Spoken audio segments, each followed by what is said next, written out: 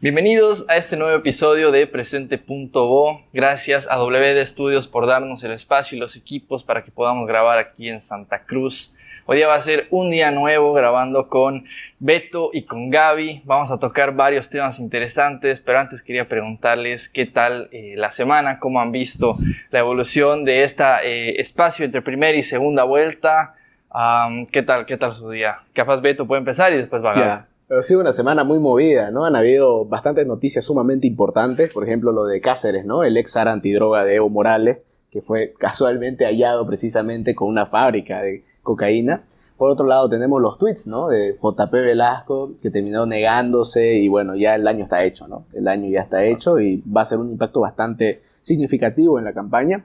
Y por otro lado tenemos lo de bot trading, ¿no? Que es de los aspectos más importantes en el tema de fiscalización que puede tener esta asamblea legislativa, ¿no? Porque si no me equivoco surgió a partir de la asamblea también y se impulsó aún más durante la asamblea.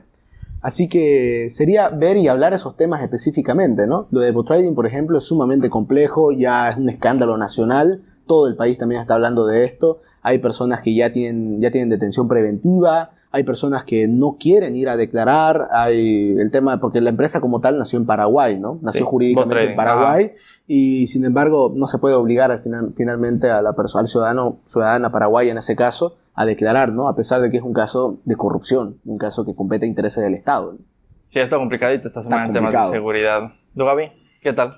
Movida mi semana, la verdad, hermoso tiempo para ser periodista digital y fact-checker, digo yo. Los tweets me comieron la semana porque estamos viendo ese caso, ya vamos a hablar más adelante sobre eso y de por qué todo indica que son tweets totalmente verídicos. También, y creo que lo olvidamos mencionar, algo bueno de esta semana, la Asamblea aprobó la ley que prohíbe el matrimonio infantil en Bolivia. 2025, imagínense, y recién estamos prohibiendo el matrimonio infantil en nuestro lindo país. Antes legalmente con cierto consentimiento de los padres desde los 16 años. Ajá, con consentimiento de los padres, muy de me robo a tu hija y te doy 3 vacas. Claro. Horrible, pero... Muy iraní, digamos. Eso. Muy Medio Oriente, pero bueno, ya por fin es totalmente prohibido en nuestro país y creo que hay que recalcar eso, que es algo bueno entre toda nuestra loca semana. Sí, y además a nivel internacional, esta semana había Asamblea General de la ONU. Y han habido cosas interesantes. A ver, por ejemplo, 5 países, entre ellos Francia, Australia, el Reino Unido, han reconocido a Palestina como Estado. A Irán se le van a imponer sanciones desde hoy día a las 8 de la noche, nuevamente por temas nucleares, por armamento nuclear. Hemos visto también hace ya algunos días salir esta lancha que está yendo a romper el bloqueo en Gaza. Corea del Sur amenazó a Israel diciendo que si matan a Greta Thunberg, ellos se van a... Corea del Norte, perdón, amenazó a Israel de que si tocan a Greta Thunberg, ellos se iban a encargar de mandar misiles. Es que Israel ha pasado un límite también. Ha pasado una frontera, ha pasado una línea. Y esa línea roja incluso ni Estados Unidos está dispuesta a aceptarla, ¿no? Porque claro, Netanyahu ya ha frustrado 2 intentos de tratados de paz, ¿me entiendes? Sí. Y eso han sido esfuerzos, sobre todo, de la diplomacia estadounidense. Por eso es que, aparte de que los países, las petromonarquías prometieron $600 mil millones de inversión en Estados Unidos, sumado a ese triunfo diplomático que quiere Donald Trump, porque según entiendo, a su vez también una de las cosas que busca para pretender quizá como un argumento para poder cambiar la Constitución igual es ganar el Premio Nobel de la Paz, ¿no? Sí. ¿Y qué otra situación puede darte el Premio Nobel de la Paz si no solucionar el problema de Gaza, ¿no? Y me parece que ese es el objetivo, porque además, claro, dentro de lo de este navío hacia el bloqueo de Gaza, y España pone barcos para proteger, Italia igual pone barcos para proteger, entonces las consecuencias de esto pueden ser gigantes porque ¿qué pasa si hay un enfrentamiento ya con Europa? ¿No? Entonces las consecuencias pueden ser gigantes. Finalmente el mundo se está dando cuenta, el mundo occidental, ¿no? De lo que sucede, porque hace mucho tiempo de que eso se puede catalogar tranquilamente como una limpieza étnica. Totalmente. Porque es algo que desde Camp David no se han respetado los tratados, no se han respetado los límites, no se han respetado las jurisdicciones, no se ha respetado el hecho de que no haya colonos, se ha impulsado. Además, está claro que Netanyahu ahorita está atrincherándose en el poder, porque ahorita se apoya parlamentariamente en los ultraortodoxos, porque caso contrario puede perder y dejar de ser primer ministro en caso de que termine la guerra, iniciar los procesos y terminar preso, ¿no? Claro. Y es sumamente complejo, ¿no? Porque se está apoyando en la gente más radical, en el que tiene el pensamiento del gran Israel, ¿no? Que es sumamente peligroso para el Medio Oriente. Y justamente dentro de los países que apoyaban a esta Israel, digamos, estaba el gobierno de Meloni en Italia. Claro. Y veía un reportaje de AJ en español. También hay que saber de quién viene, ¿no? AJ es un medio súper pro Palestina, pro Gaza, que también me parece importante hacerlo notar. Pero lo que decían era un gobierno que apoyaba, digamos, lo conservador del régimen israelí. El fascismo. Y demás. Acaban mandando un navío para proteger a esta flota, digamos, de diferentes barcos que van hacia Gaza. ¿Cómo lo lograron? Parece que se movilizó toda la ciudadanía italiana para lograr que el gobierno tome esa acción, a pesar de que va en contra de lo que ellos hacen. Es que alguien que haga abiertamente fascista como Meloni diga, no papito, ya te pasaste, es porque ya, de verdad. Es que la obligaron. En realidad, lo que nos muestra el pueblo italiano es cómo se ejerce la democracia, ¿no? La presión, ¿no? También. Sí, exacto, esa presión, digamos, ciudadana para que puedan hacer algo que ellos creían o en lo que creían, me parece que es importante y loable del propio pueblo italiano. Lo bueno es que ahora Occidente, ¿no? Como se cataloga, finalmente abrió los ojos y se da cuenta y está apoyando abiertamente la causa, ¿no? Sea por las razones que sea. Sea por las razones que sean, ¿no? Es algo positivo, hay que ver, solucionar ese problema. Lo de los rehenes sigue siendo también un grave problema. Pero incrementando la guerra no se va a solucionar nada. Sí, y hay que ver qué pasa. En estos días seguramente ya vamos a ver que llegue estos barcos al bloqueo en Gaza y ver qué es lo que pasa a nivel internacional. Volvamos, pero a Bolivia. Me parece que aquí igual han pasado cosas interesantes. Ya Beto lo decía, temas de seguridad creo que ha sido el problema o las noticias más grandes durante la semana. Justamente Felipe Cáceres, ex antidroga de Evo Morales, ha sido incautado en su predio o en el predio que tenía con un grupo sindical en el que a cierta distancia se cocinaba droga. Hemos visto también en Santa Cruz incrementarse la violencia en los últimos días, ver que todo esto está interconectado. Entonces, hoy día nos hemos traído un experto y nos va a acompañar Cristian Sánchez. Él es abogado penalista y además es criminólogo. Entonces, le vamos a dar paso, por favor, a Cristian para que nos acompañe el día de hoy. Muchas gracias. ¿Permiso? Por acá, ¿no? Sí, por aquí. Gracias. No, gracias a usted. Buenos días. Bienvenido. Gracias. Permiso. Muchas gracias por la invitación y a su servicio. Muchas gracias. Un honor estar aquí, sinceramente. No, muchas gracias, Cristian. Gracias verdadero a usted. honor. Y, ¿Cómo está? y comienzo preguntando, Cristian, a ver, para hacer un pequeño contexto, ha incrementado mucho el tema de la violencia, crimen organizado, hechos, incluso de corrupción, como veíamos, bot trading en los últimos meses, en las últimas semanas. ¿A qué se debe esta escalada en la violencia y del crimen en Bolivia desde su perspectiva, tomando en cuenta acribillados, secuestros y demás? ¿Cuál es su análisis? Bien, la violencia en Santa Cruz especialmente tiene distintas explicaciones, distintas variables, ¿no?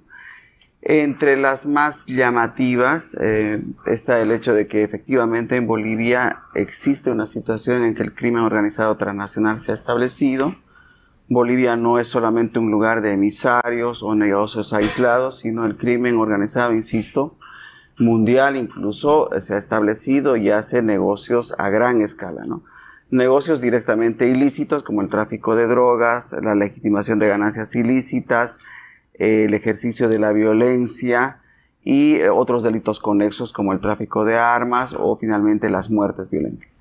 Esa es una realidad. El cartel de Aragua, el primer comando capital, el comando Bermelo, algunas mafias balcánicas operan de forma activa, especialmente en Santa Cruz, ¿no? Que es como un lugar, entre comillas, fértil para el establecimiento del liderazgo incluso de la gran corporación criminal. Uno. En segunda instancia, y concatenado eso, está el hecho de que garantiza de alguna manera Bolivia impunidad. El sistema de justicia criminal es muy corrompible, se perfora rápidamente a la corrupción, genera esa situación de envilecimiento, de relación clientelar con el crimen organizado, incluso con el nivel político, lo que hace que se facilite la impunidad y eventualmente la seguridad para las operaciones criminales. Y por otro lado, entre la otra explicación de importancia está el hecho de la falta de confianza en las instituciones. En Bolivia, 8 de cada 10 bolivianos no confían en la policía, 8 de cada 10 bolivianos no confían en el Ministerio Público, 9 de cada 10 bolivianos no confían en la justicia. Entonces, si no hay un nivel de confianza en la institucionalidad, difícilmente también va a funcionar de manera eficiente y eficaz, ¿no? Claro. Esa es entre las grandes explicaciones generales de esta situación crítica que vivimos. Usted habló de impunidad, ¿no es cierto? Y aquí tenemos y resalta el caso de Felipe Cáceres, ¿no? Sí, sí. El ex zar antidroga de Evo Morales, ¿no? Que prácticamente ha recibido una medida sumamente pasiva, tomando en cuenta la situación en la que fue encontrado, ¿no? Así es. ¿Qué opina usted? ¿A qué se debe esto específicamente? ¿Siguen existiendo favoritismos de anteriores gobiernos, ciertos compromisos, ciertos tratados entre los mismos criminales para que suceda esto? Dos aspectos. Uno, que una persona que ha estado 13 años a cargo de la responsabilidad de la lucha contra el crimen organizado, contra el narcotráfico, caiga como un delincuente más, como un maleante más, como un narcotraficante más. Es una situación incluso de vergüenza nacional, ¿no? Sí. Y los hechos están clarísimos, ¿no? En el predio del señor Cáceres se ha encontrado un laboratorio prácticamente activo en el cual se producía cocaína. Prácticamente a 300 metros exactamente del laboratorio se lo ha encontrado al señor en distintas actividades o tal vez relacionadas a la actividad principal cuestionada. Pero ya ese enfoque, esa explicación es una realidad, ¿no? Es innegable. Ahora, para cualquier ciudadano que caiga en esas circunstancias, bueno, con la indicación o con las variables que tenga, que sea pobre, es una persona que de estrato socioeconómico bajo, que no tiene acceso a buenos abogados, no tiene acceso a la corrupción, va a estar en la cárcel eternamente. A pesar de que en el caso del señor Cáceres hay suficientes elementos de convicción como para tomar en cuenta una medida entonces, mucho más fuerte, ¿no? Absolutamente. Y es una situación que explica el desbalance, digamos, en la administración de justicia, la falta de igualdad, de equidad, que finalmente provoca que personas que tienen cierto perfil de empoderamiento aún, o económico o político, tengan acceso a beneficios judiciales, ¿no? Que por supuesto no se van a dar en el resto de los cristianos, ¿no? Jamás se va a dar. ¿Y esto cómo se podría solucionar, no? Muchos hablan de que el sistema como tal está completamente corrompido y por ende la lucha contra el narcotráfico tiene que ser multilateral, ¿no? ¿Usted qué opina en caso de que, por ejemplo, se habla de la policía de Brasil, se habla del ingreso de la DEA, que la lucha tiene que ser internacional, tiene que ser multilateral, no unilateral como tal? ¿Cree que eso representaría alguna solución al problema? El principal problema nacional en cuanto a la lucha contra el crimen, lucha contra el delito, y hablo incluso de delitos de menos relevancia social, hurtos, robos, lesiones, bueno, ese espectro de delitos que tienen poca relevancia social, pero que impactan en la seguridad de las personas, en la percepción de seguridad, y los otros delitos de gran escala, como el narcotráfico o el tráfico de personas, están mediadas siempre, casi siempre, esto no es un hecho aislado, por la corrupción. Los policías, los fiscales, los jueces, la gente que lidia con estos problemas, tiene como vehículo de comunicación la corrupción, ¿no? Todo está perforado por la corrupción. Prácticamente las autoridades ingresan a la administración de justicia para hacer su chaquito, para finalmente enriquecerse, para tomar la posta de la relación clientelar que se tiene con el crimen organizado y finalmente para pagar favores políticos también, porque todo se entrelaza. Entonces, si no hay, más allá de cambiar leyes, un sinceramiento, un acto de honestidad, de probidad de parte de las autoridades políticas, que eventualmente se refleje también en las autoridades de persecución penal, no vamos a lograr nada. Vamos a mejorar leyes, pero finalmente no vamos a lograr que el sistema funcione y responda efectivamente a la demanda de seguridad de las personas, ¿no? Va a seguir habiendo esa crisis de confianza que perfora incluso la democracia, ¿no? Y volviendo un poco a las diferencias que usted mencionaba, también tenemos el caso de Juanito Angulo, que es exministro, que a él sí le dieron 3 meses de preventiva en San Pedro, en La Paz, por el tema de estafa. Entonces, ¿cómo explicar? Él no es cualquier cristiano, ¿no? Él también fue ex viceministro del Movimiento del Socialismo. Exdiputado, perdón. ¿Cómo se...? Precisamente estos casos tan concretos, tan específicos, explican el desbalance, desajuste, los enfoques diferenciados que manejan las autoridades a la hora de justiciar. En la administración de justicia todo tiene que ser racional y proporcional, más aún una medida cautelar como una detención preventiva que ataca un derecho fundamental a la libertad, tiene que ser siempre de uso muy restringido, muy limitado, ¿no? Pero para todos, ¿no? Claro. Pero sucede que las autoridades judiciales, los fiscales también, tienen mucha discrecionalidad, tienen expectativas también de generar dinero y de esa manera, pues, saltan la cerca de la legalidad y establecen estándares muy altos para que las personas, a pesar de que han cometido errores, accedan a la libertad. Entonces, más o menos es como permitir que el sujeto se defienda a partir de un estado de privación de libertad para sacarle dinero y a partir de eso beneficiarse. Eso es lo que en realidad ocurre, ¿no? Insisto, y no son hechos aislados. El sistema funciona lamentablemente con ese nivel de corrupción, con ese nivel de envilecimiento. Y hace que sucedan esta clase de situaciones, ¿no? Personas con cierto poder, cierta posición social, cierta capacidad económica puedan acceder a situaciones de facilidad judicial y otras que un poquito están soltados de la mano de la clase política o no tienen plata, pues estén en la cárcel hasta años, ¿no? Y justamente como es algo que es sistemático, la pregunta sería, ¿qué tan profundo ha llegado a afectar el tema del narcotráfico, crimen organizado dentro de las instituciones públicas, gubernamentales, ya sea municipio, gobernación o a nivel gobierno nacional? Entonces, ¿qué tan profundo está? Y para resumir, ¿no? Vivimos en un narcoestado. ¿Usted podría decir que esa es la situación de Bolivia? No, la respuesta pura, dura es no.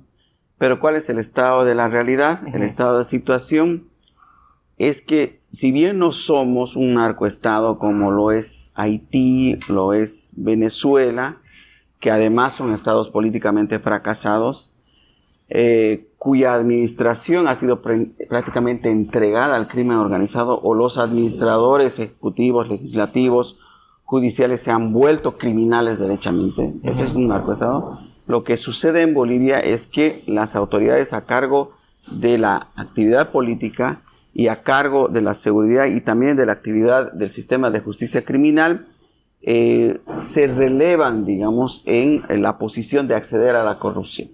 No estamos hablando que el crimen organizado pone alcaldes, pone gobernadores, pone ministros, pone comandantes, como ocurre en México. Claro. Pero lo que sí ocurre en el país es que las personas que eventualmente por su carrera o favor político acceden a un cargo de decisión, de persecución o dentro del sistema de persecución penal, facilitan la corrupción, facilitan la expansión del negocio. ¿A cambio de qué? De corrupción.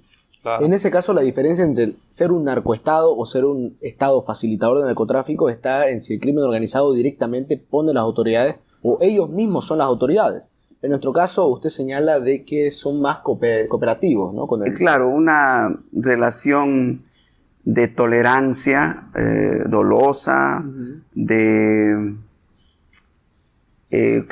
pasividad, digamos, de hacerse a los locos, ¿no? De facilitar, de permitir que el crimen organizado realiza sus actividades con la permisibilidad y con la capacidad de ser perforada por la corrupción derechamente. El crimen organizado dispone prácticamente del 50%, 40, 50% de sus ingresos para la corrupción, porque en la medida que las autoridades de persecución penal a cargo del control, a cargo de la seguridad, facilitan el negocio, esta se puede expandir, ¿no? Claro. Entonces, ese es el estado de realidad. No somos un narcoestado, pero sí estamos en vías a tener, o ya estamos en una crisis de seguridad estructural que está afectando la seguridad común de las personas y afectando también la democracia.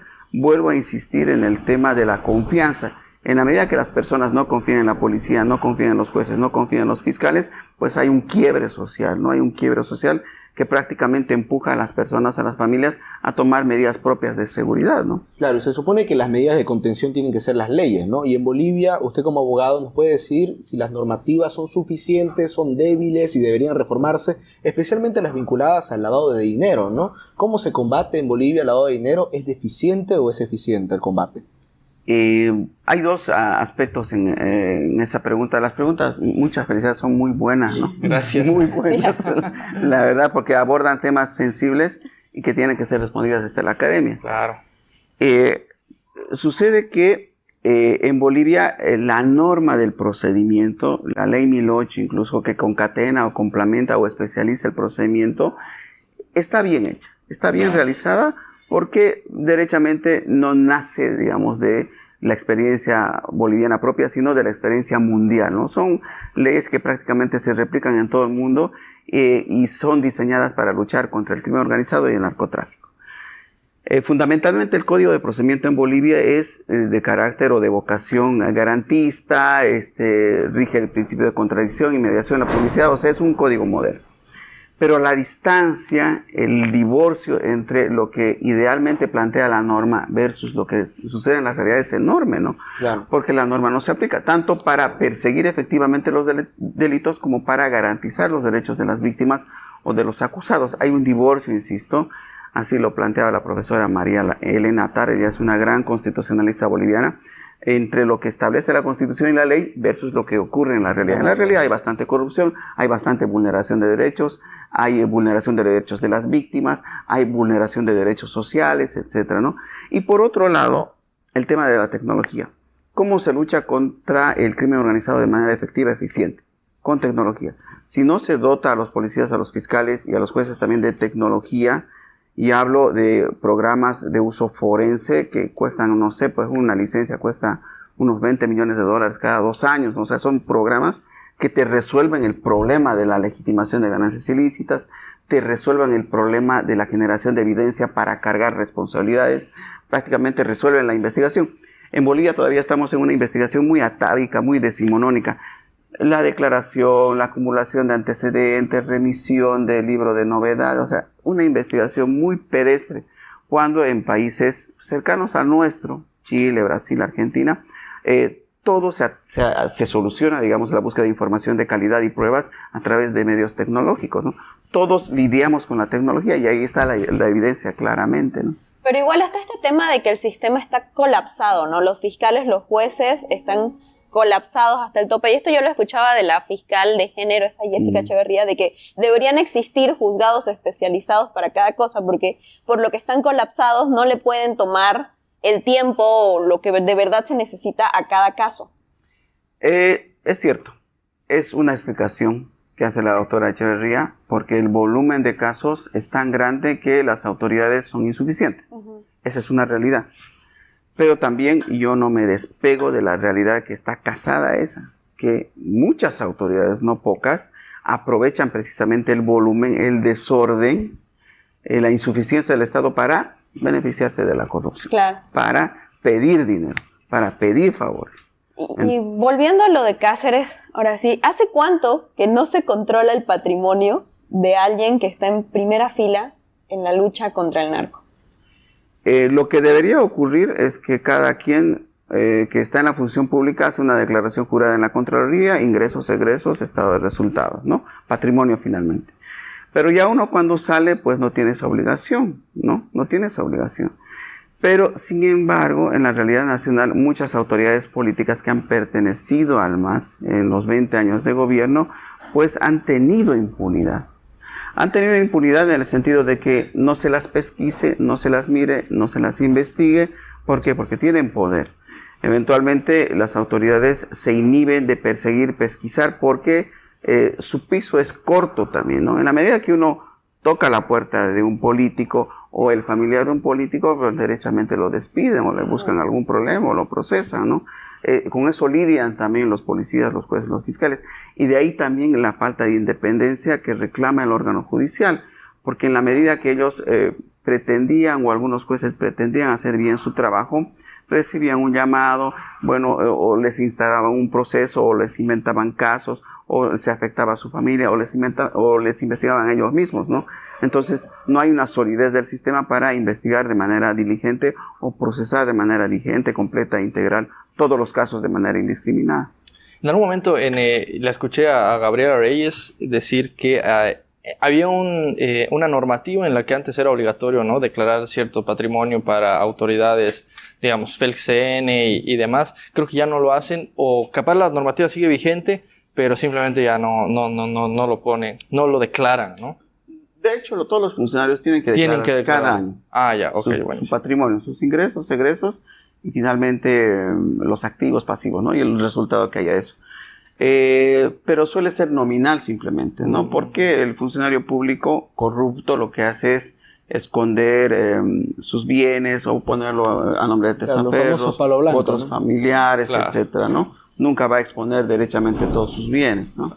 Y ahora sí, la pregunta que quería hacerle era, igual lo he escuchado, Cristian, hacer una relación entre el tema de secuestros, acribillamientos y demás. Entonces, la primera pregunta es, ¿cuál es esta relación? ¿Qué está pasando aquí en Santa Cruz? Y por otro lado, ¿podríamos hacer una conexión entre estos hechos en los que está metido el narcotráfico, crimen organizado, y lo que ha pasado con con la aprehensión de Felipe Cáceres? En Santa Cruz, sobre todo, estamos viviendo una lucha violenta entre distintos grupos criminales, distintas organizaciones criminales que están luchando por una posición de poder. Santa Cruz es un lugar, como te decía, muy adecuado, digamos, en términos criminológicos, muy fértil para el establecimiento de la gran corporación criminal sudamericana y mundial. Hay muchas facilidades. Entonces, el establecerse en Santa Cruz, controlar las rutas, también controlar la corrupción, es decir, tener el vínculo con las autoridades que facilitan la impunidad o facilitan el negocio, ha generado esta lucha violenta en Santa Cruz. Y señales claras o desbordes claras de esta guerra entre facciones criminales son las muertes concatenadas que hemos visto prácticamente en los últimos meses. Secuestros y muertes muy violentas. Cuando alguien quiere matar a una persona, un delincuente raso, digamos, puro y duro, lo hace con un balazo o finalmente a través de una actividad que le genere alguna facilidad también de impunidad, ¿no? De ocultar su responsabilidad. Pero cuando se lo hace con 100 tiros, cuando se lo hace secuestrando, cuando se hace cortando los dedos, cuando se hace degollando, cuando se hace matando en un aeródromo, cuando se hace grabando, es una muestra. Viene con mensaje, claro. Claro, es una señal para el oponente, para la misma organización y también para el sistema. En la medida que ustedes también se pretendan desmarcar, van a morir. Ese es el mensaje. Wow. Claro, y eso es lo que ha ocurrido con el señor fiscal departamental de Beni, creo. Sí. A él lo han amenazado y lo que ha hecho la fiscalía, como corresponde, también es levantarlo de ese puesto y ponerlo a buen recaudo. O sea, ha hecho ceder al sistema el crimen organizado. Yeah.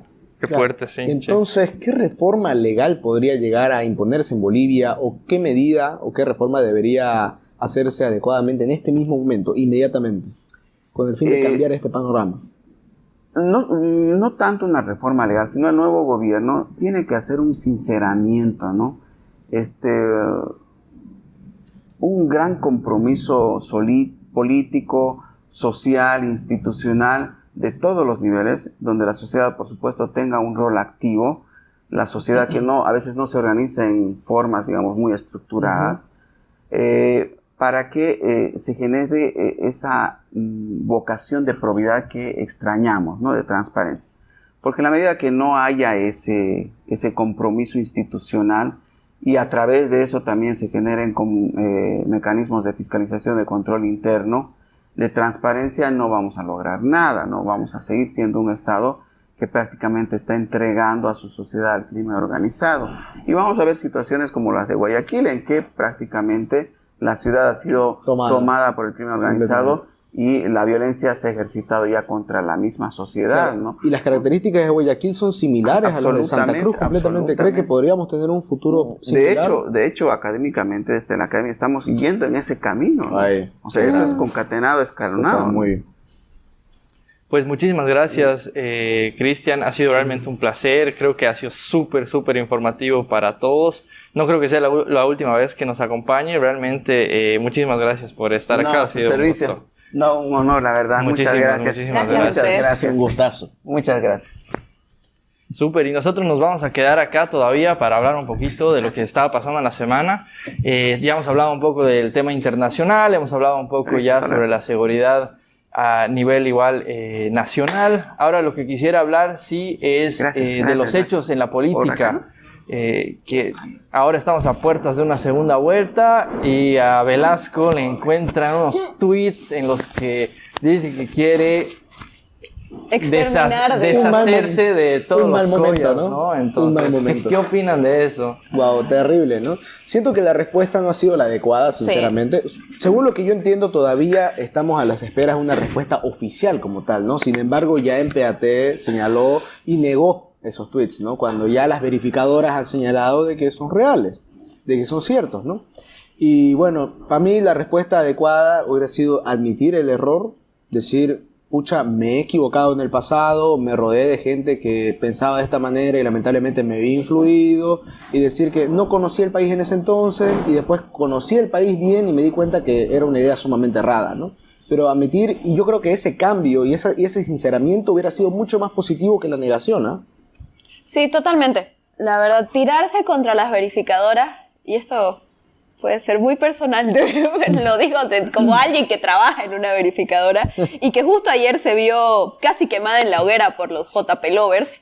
Nosotros en Chequea Bolivia, yo sí voy a dar crédito, hicimos la investigación y no lo sacamos como verdadero. ¿Por qué? Porque no habíamos encontrado los tweets archivados, ya que al momento la cuenta de la que salieron los tweets, que es @jpbel, está eliminada. Ajá, sí. Que es la cuenta oficial, eso sí, es la cuenta oficial de JP Velasco, curiosamente eliminada después del revuelo de los tweets, que por cierto, y esto quiero aclarar muchas veces, sí era su cuenta oficial. Estaba registrada en la lista oficial del Tribunal Supremo Electoral. O sea, ¿por qué tu equipo registraría una cuenta fake en la lista oficial? O sea, sí era su cuenta. Y había videos de gente mostrando los tweets directamente de Twitter o de X, ¿no? Ese streamer argentino, ¿no? Claro, no, y aparte del streamer argentino, había muchas personas que se dieron la tarea de ir a buscar y comprobar lo que decía este streamer y lo encontraron. Entonces, no hemos encontrado estos archivos de tweets, pero ya salieron.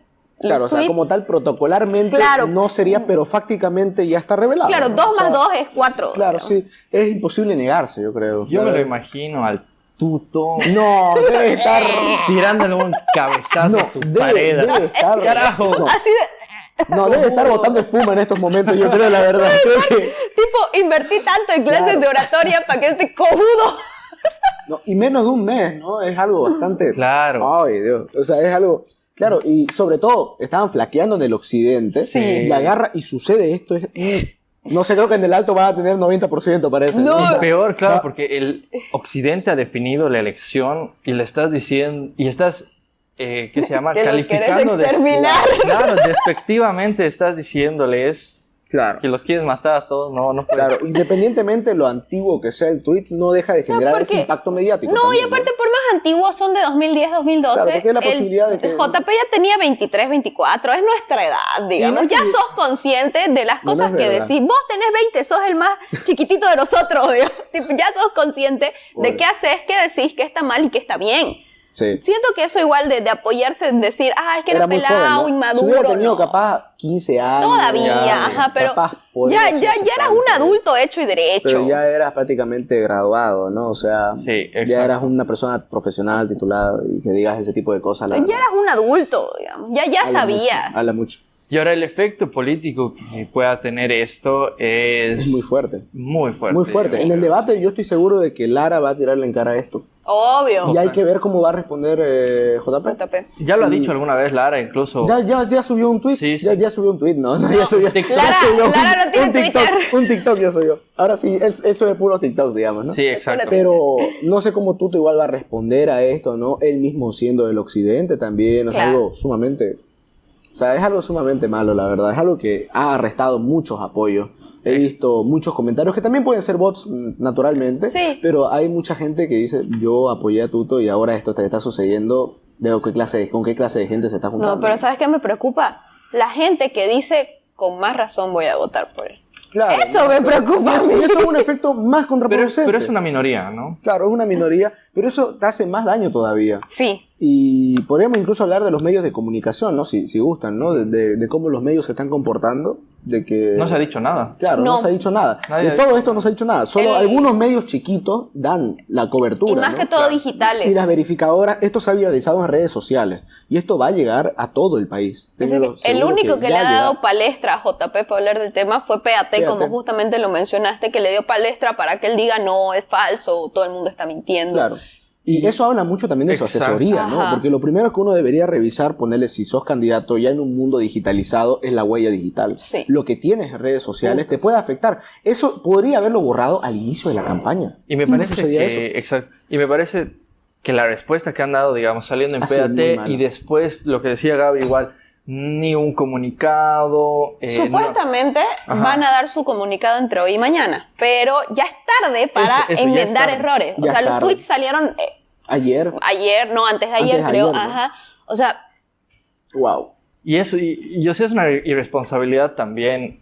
Yo me atrevería a decir de todo el instrumento de no haber considerado este tipo de cosas Sí. antes de elegir a un vicepresidente, digamos. O sea, me parece que incluso él, antes de asumir la responsabilidad de candidatear, pucha, he hecho esta soncera, esta era mi manera de ver el mundo hace unos años, entonces, Claro, ¿qué es que es muy onda de- complicado. Él de seguro ni se debe acordar de eso. Ese es el problema también, ¿no? También. Es mucho tiempo. Es mucho tiempo. Yo Son- creo que ni él se acuerda. son 13, 14 años. Y no es por defender nada, digamos, ¿no? Pero uno también a veces se tira varias cosas malas en redes sociales, pero no ese tipo de comentarios supremacistas y... Todos y hemos tenido prácticamente- nuestra metida de prácticamente pata. genocidas, digamos, Sí. ¿no? O sea, Sí. eso no está para nada bien Todos y no se hemos- puede justificar. No. O sea, Todos lo único hemos que puede- tenido nuestras metidas de Claro. pata, pero no queremos exterminar a más de la mitad del país, digamos. Claro, o sea, para mí No lo publicas, digo. Lo peor que podría haber sido es negarlo, la verdad. Yo creo que lo que debía haber hecho era aceptar y decir fue un error, fue un Sí. pensamiento terrible que tuve antes, pero ya reflexioné. Me equivoqué. Porque el país no es tonto. La gente no es tonta. La gente se da cuenta.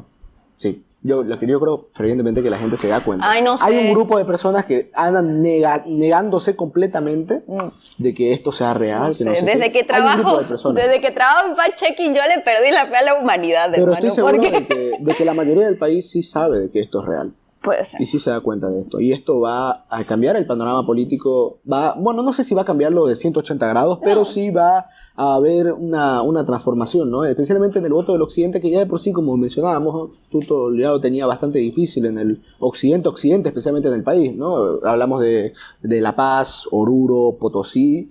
Y bueno, en Cochabamba se la peleaba un poquito, en Chuquisaca también se va a Exacto. pelear un poco, en Tarija también va a pelear, pero en estos departamentos yo creo que ya ha perdido bastante, y más con esto, ¿no? Y que la mayor cantidad de votos perdidos aquí en el occidente seguramente, esto es una suposición, pero era por su vicepresidente. No, porque yo creo que Tuto, digamos, todavía podría haber ciertamente seducido a parte del occidente, sin embargo, tenía alguien que le pisaba los talones, que es JP Velasco, que no lo permitió llegar a públicos que son de occidente. Es una campaña muy de oriente, digamos. Además hay que revisar cuál ha sido el criterio por el cual se dio la elección de JP, ¿no? Hay que ver eso, digamos, ¿no? Ese es el tema más importante, ¿no? Porque no es que haya sido el más experimentado o el más apto o sea, para el cargo, ¿no? No es Habría algo que ver- confirmado, pero igual 2 claro. más 2 es 4 Claro, y es algo que la gente sabe y es un Vox Populi acá en Santa Aquí Cruz y todo, exponiendo. ¿no? Acá en Santa Cruz es un Vox Populi porque JP Velasco Exacto. fue designado como vicepresidenciable, ¿no? Pero bueno, va a ser algo que le va a costar a Tuto bastante. No me atrevería a decir todavía porque sería mucha futurología y sería mucha aventura decir que ya la perdió. Pero no creo todavía que la tenga completamente perdida, pero sí tiene muchas chances de sí perder las elecciones, ¿no? Totalmente. Todavía no me animo a decir categóricamente algo, pero No, porque Bolivia es el país de las Bolivia maravillas. puede pasar lo que sea, ¿no? Porque para mí hubo un error en tema del enfoque que le quiso dar Tuto a su campaña. No sé qué opinan ustedes, digamos, ¿no? Porque Sí. para mí a Rodrigo no te convenía a ponerlo como alguien de izquierda o alguien totalmente marxista o algo así, porque el voto nulo, que es el que le podía dar la victoria, le podría estar dando la victoria ahora, ¿me entendés? Para mí lo que le convenía a Tuto y la única forma en la cual podría haber ganado la segunda vuelta, creo yo, es apostando para que se repita el voto nulo. Para que se repita el voto nulo en la segunda vuelta.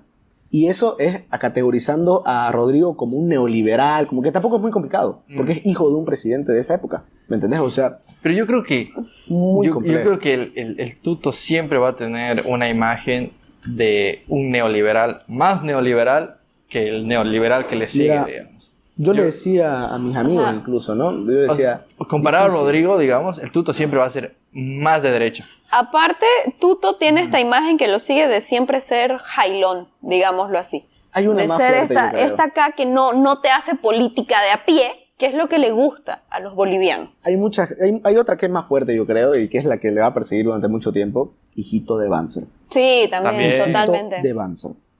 Ese sí, Y eso o es, sea, y eso es muy complicado de soltar. Y es de la derecha, pues, Muy complicado. extrema, Muy más, complicado. más... De alguien que más fue profunda. dictador. Exacto. Es muy complicado soltarte de eso, ¿me entendés? Es muy complejo. Sin embargo, puede ser, no sé si la gente ve, creo que la gente todavía ve eso, pero desde un lado no de ideología, sino por el tema de que no nos identifican con un personaje como era Banzer y tampoco como es Tuto o como es Velasco en este momento. Me acuerdo que a mí me cancelaron por decir de que Banzer tenía más contacto con la gente, digamos, ¿no? Porque Ya. muchos decían que no. Pero Banzer sí tenía más contacto con la gente. Claro, por algo Sí tenía mucho salió más elegido contacto con la gente. democráticamente En luego. Cochabamba la gente lo quería, en muchos lugares de La Paz incluso la gente lo adoraba, en el campo me contaba, incluso mi padre me comentaba de que en el campo era increíble lo que movía Banzer, ¿no? Lo que no movía Goni lo movía Banzer en el campo. Bien. Y ahí mucha gente lo quería, a pesar de todo lo que sucedió, por ejemplo, con las masacres del Valle, ¿no? Ahí Claro. en Torata y Epizana, finalmente Banzer se mostraba de otra forma, se mostraba como un nacionalista, no como un neoliberal. Es Porque verdad. ¿quién se opone a la capitalización? ¿Quién es el férreo opositor junto con Carlos Palenque? Hugo Banzer. Bueno, y después él sube y más bien no capitaliza, sino privatiza directamente. Exactamente. Que eso ya es un engaño retórico bastante fuerte, digamos, ¿no? Que Yo se también lo dedica- que puede... Y ahora, digamos, la campaña de Rodrigo y de Lara es una campaña sumamente nacionalista, ¿no? Y popular. Lo primero... Popular la Y llamaría más que populachera, ¿no? nacionalista. Populachera completamente porque... Pero discurso, apenas termina, tenemos datos, boca de urna, que no sé qué, sale Rodrigo a la plaza y es Bolivia, Bolivia, Bolivia, Y, Bolivia. claro, Bueno, y pero dice- eso lo repite yo creo que desde Claro. que nació, no Y por dice lo de su abuelo, dónde ¿no? Lo de viene. su abuelo, Bolivia es la patria que no nos deja. No, y Lara sale con su polera de la selección Claro, es un- verde, con el No puede ser que escudo. politizaron la polera de la selección. Es Ahora ya no la pueden súper- usar en la No, ahorita calle. mira cómo estoy, digamos, ahorita van a decir que soy vendido. Clarita. El PDC tiene un discurso nacionalista revolucionario. Ahorita sí, antes no, digamos. Claro, antes, antes no. antes era, antes No, hasta no, Tuto claro. fue candidato del PDC, ¿no? Y el PDC Entonces, siempre fue podemos- un exacto. partido de intelectuales, ¿no? Nunca fue Podemos un decir partido- entonces, no el PDC tal vez, Rodrigo y Lara, la campaña que lo sigue, tiene un discurso nacionalista revolucionario, digamos. Claro. Y apunta No, a los mismos sectores claro. donde ganaba justamente. No deja de estar no deja de estar vigente, por más de que se enojen muchos sociólogos, lo que ustedes quieran. El Nacional Popular de René Zabaleta no deja de No estar deja. vigente. No. Y lo señorial también no deja de estar vigente. Eso siempre va a ser una dicotomía, ¿no? Aunque algunos ponen que hay como tres, ¿no? La élite, la sociedad y el gobierno, ¿no? Que puede ser de varios, digamos, ¿no? Puede ser de dos al mismo tiempo, muchos casos, ¿no? Por ejemplo, Rodrigo podría ser de dos al mismo tiempo incluso, ¿no? Porque no deja de formar parte de la política como tal. Exactamente. No, Rodrigo no es ningún outsider, ¿no? O sea, No. Para No, nada. O sea, la edad un político bastante Pero viejo. tiene tiene el 23 años de carrera en política. Es mi edad, Claro, literalmente. Y digamos. si va más atrás de su cargo público, que el primero que tuvo fue lo de diputado, ¿no? Del MIR, Sí. en 2002. Él fue líder de las juventudes del MIR. O sea, es mucho más antigua su carrera política. Es un tipo que creo que ha sido diseñado por su padre para eso. Y ha sido después Completamente, ¿no? alcalde, luego senador, pucha, Diputado. y ahora puede que sea Puede presidente. que sea Presidente. presidente, ¿no? Y es curioso el rol de los medios aquí, ¿no? En la reafirmación del discurso y la retórica que manejaba Rodrigo, porque Bolivia es un país que le encantan los mártires, y siempre lo voy a decir así, le fascinan los mártires. Siempre, si querés proyectarte de alguna forma, tenés que ser mártir de algo.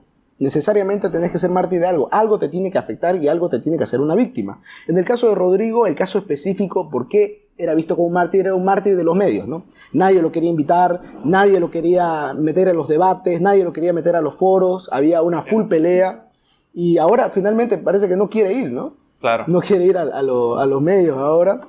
Pero es sobre todo porque creo que los medios están bien afianzados con Tuto Quiroga, ¿no? Eso, y eso justamente- yo no lo puedo, no, simplemente no disimula. No. No hay ni Perdieron siquiera, la vergüenza. No hay ni siquiera un disimulo de la posición que se apoya, ¿no? Por ejemplo, he visto en Unitel esa pregunta, ¿no? No, Que y me claro, y es pareció- post encuesta, digamos. Claro, esa post encuesta en pregunta la que de- Tuto Quiroga gana con 7.7% de diferencia. Es Lara en una encuesta de 2.2% de margen de error, con encuestados de 2.500. Claro, Y y aparte- ¿por qué no dieron los departamentos? Sí. Porque el margen de error era muy Es grande. muy alto. Y ya no Aparte, ya no esa dejó el encuesta, se podía. esa encuesta lo que me pareció más interesante y estigmatizante, hay que decirlo, Ah, sí. es la segmentación por grupo de estudio. O sea, tipo, los que terminaron la universidad prefieren a Tuto y los que tienen primaria o menos prefieren a Lara. Como algo despectivo, como algo Es algo clasista, estigmatizante, en esencia, ¿no? algo clasista en una sociedad como lo es Bolivia, en el que no todos tienen acceso a una Sí. universidad. Hay muchos que ni siquiera tienen acceso a una primaria, porque viven en zonas rurales olvidadas por Dios Y y tienen que que trabajar. tienen que trabajar o moverse 5 horas para llegar a una escuelita de pueblo con un solo maestro que tienen que encargarse de todos los niños de la zona. O sea, no, Claro. me parece algo insultante, la verdad. Y Y como mucho- periodista lo digo, es una vergüenza lo que está pasando con los medios del país. Claro, o sea, hay muchos medios que están completamente parcializados, que no sienten vergüenza en nada. Vamos a ver cómo les irá con la cuota de publicidad, no sé si sube Rodrigo, pero... Rodrigo no paga publicidad. No. No tiene plata. Paga, para- pero ¿cuánto en ca- fue? pero en 200 caso- pesos en Facebook fue lo Sí, que sí. sacaron de la Claro, primera vuelta, ¿no? y esa imagen también le beneficia. Sí. Créeme que este asunto de los medios es algo contraproducente a más no poder. Es algo contraproducente. Evo Lo que Morales estás haciendo ha sido es así reafirmando presidente, el claro. victimismo de Rodrigo Paz frente a los medios de comunicación. Es más, ya, no solo reafirmando el discurso, sino ya justificándolo de verdad. Están, O sea, están alimentando la campaña de Lara de Hijos del Pueblo. claro, y los medios enemigos, que no sé qué. Claro, están haciendo eso con su falta de parcialidad. Eso es algo que creo que deberíamos cambiar en Bolivia. Es complicado, ¿no? Porque cada medio, especialmente en Bolivia, bueno, son empresas privadas, ¿no? Son Y empresas que son tienen líneas conglomerados. editoriales y tienen su línea editorial y tienen su candidato preferido naturalmente, ¿no? Yo tengo 2 comentarios de los que me hago responsables. Uno es que las encuestas, para empezar, son una foto del momento. Del instante. Exacto, entonces hay que tomarlas como lo que son. O sea, si hace el momento en el que se han recabado los datos, la encuesta decía tal cosa, hay que tomar en cuenta que es una encuesta muestral, solamente con 2.500 encuestados. Las preguntas las elegía quien paga la encuesta, está bien, así se hacen. Es una encuesta que tenía y está autorizada por el Tribunal. OEP. Entonces eso nos debería dar cierta tranquilidad. Sin embargo, y ahí va mi otro comentario, es una encuesta que se hace nuevamente con la misma encuestadora, seguramente utilizando las mismas metodologías. Que ya falló antes. Y claro, o sea, si quieres resultados diferentes y si has visto que ha habido un golpe a la credibilidad de los propios instrumentos y de los propios Capaz y utilizas del otra propio medio, encuestadora. pucha, no sigas haciendo lo mismo, ¿no? Sí. Y lo mismo para presentar los datos y lo mismo para analizar las encuestas cuando presentas los datos. Ese es mi criterio, digamos. Si quieres resultados diferentes, no hagas lo mismo. Y ahí yo creo que se ha pecado. Claro. Entonces, bueno, hay que ver qué pasa. Mi mismo familiar que tengo que es tutista me dijo, no creo, porque el flashazo, ¿no? Se bajó de 19 a 5% los nulos, ¿no? ¿Y esto beneficia a Tuto Quiroga? ¿Los evistas van a votar por Tuto Quiroga? O sea, Lo dudo. de por sí ahí ya el flashazo está mal, digamos, ¿no? Está raro, o sea, no sé, yo lo veo bastante curioso, ¿no? Pero bueno, creo que ese es el panorama de esta semana. Sí, bastante entretenido. Nos vamos a ver igual el siguiente sábado a las 10 de la mañana, así que no se pierdan. Gracias por vernos, gracias Gaby, gracias Beto, ya siempre aquí en presente, panelistas fijos. Entonces, nada, pues un gustazo. Nos vemos en la próxima, se cuidan, chao.